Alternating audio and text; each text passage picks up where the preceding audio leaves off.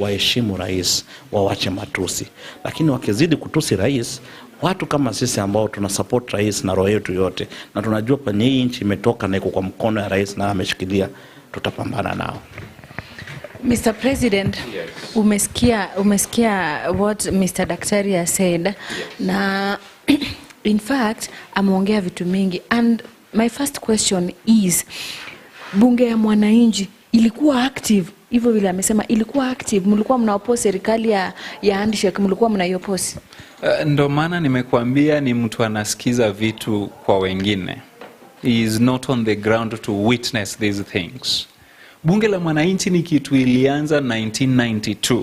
But my question is, amesema kwamba amkuwa mnaongea vile mnaongea to oppose serikali ya Uhuru na hiyo serikali ya handshake. Ameita serikali ya Uhuru na Raila. Kuna mtu amewahi simama akasema, Uhuru Kenyatta, tunataka utufanyie hivi, tunataka ufanye hivi. Imewahi fanyika kwa hiyo government dilisha ama mumeanza na Ruto? I really want you to be sincere. Your channel has been coming to bunge la mwananchi Jacaranda. Ama are you trying to tell us mulianza venye Ruto aliingia uongozi? And what have we been doing kwa bunge la mwananchi Jacaranda before Ruto aingie kwa uongozi? Criticizing the government. As much as there was a handshake, we realized that there are 1, 2, 3 things that we had to criticize. And we did it to the best of our knowledge. Ametamu kwamba bunge la mwananchi in fact inafaa ibadilishwe jina iitwe bunge la Raila. Sasa Raila akifanya mistake, mtamuoppose ama mtamwambia congratulations baba? Now, one thing you need to know, bunge la mwananchi ni iko pale kutetea wananchi wenye wanakandamizwa sana sana na serikali. So even if Raila was, or rather were the president today, we would still criticize his government. And by the way, I tend to believe now that he is one of the people who think that they are not successful perhaps in politics because Raila is successful. People who believe that they are not that wealthy because Raila is wealthy. There are people who believe that. And the way he's bringing his agendas on board, tending to believe that he is among that group. Because bunge la mwananchi, there are scenarios where they have criticized Raila. And even in handshake, bunge la mwananchi was not pro-handshake at the moment it was initiated. And they were talking against Raila Amolo Odinga. So it is very unfair for him to come on board and say that ni ya Raila Amolo Odinga. And like I said, and I want to repeat this, bunge la mwananchi si project ya mtu yeyote. Si project ya any political party.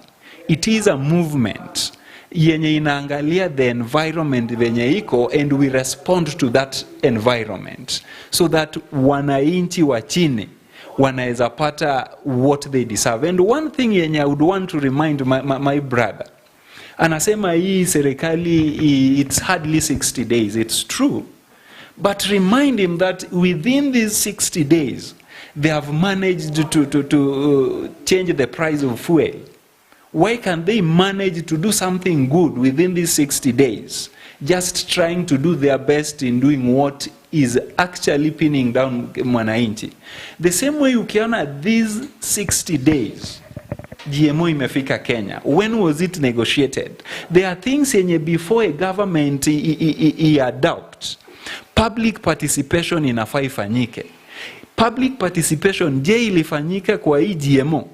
And one question yenye tunafaa tujiulize, if you are sober enough, utajua ya kwamba large scale producers ya maize in Kenya wana harvest between November, December and January in Kenya.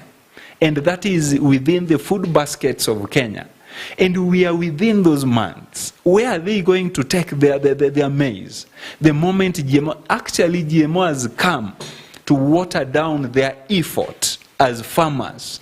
And it's very painful because, you know, I'm a Luo. And in our area, we do the subsistent farming. What we grow is too little to impact the food basket of Kenya. And William Ruto is coming from the region believed to be a food basket in Kenya. Na bado anakandamiza wale wakale waluya wenye wana grow hizi maize. And that is why I always tell myself that there is nothing good that can come from William Samoei Ruto's government. And Kenyans should not expect anything positive or good from this government. And even my brother here, I'm very sure that he is just supporting that government, perhaps for his own benefit, not for the benefits of Kenyans. But the difference is now that unajua mi venye unajua, I represent a people. And they are a people I have enthusiasm in. And I cannot let anything bad be done to them in the name of ati tunasafisha. If there is anything wrong with Bunge la Mwananchi, I will stand forefront to fight against that thing. Na tutaisafisha na ikue kusafi. But we cannot safisha kitu iko safi tayari. Yes. Mr. Daktari, umesikia mahali ambapo Mr. President amegonga, amesema kwamba you're not supporting Ruto because you like his work. Definitely ukona target yako ama kuna kitu unajaribu kutafuta kwake. Is it true? It's not true because number one, before I even started supporting Ruto, I personally vied for that seat for presidential, the presidential whatever. Nilisimama kwa sababu nilihisi ya kwamba hakuna vile watu especially kutoka penye yeye anatoka ndo mimi natoka wako na kasumba ya kwamba lazima support Raila Amolo Odinga, lazima unyenyekee, lazima upigie Raila Amolo Odinga magoti. Ni baba yetu, tunamheshimu, ni kiongozi wetu, lakini niliona vitu ambazo watu wetu wanapitia chini ya uongozi yake na chini ya chama ambayo inajiita ODM.